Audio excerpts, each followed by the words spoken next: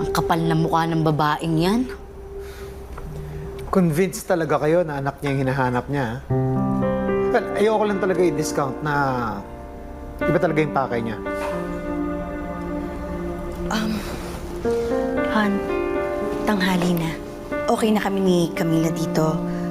Pwede ka na bumalik na opisina. Sige. Okay.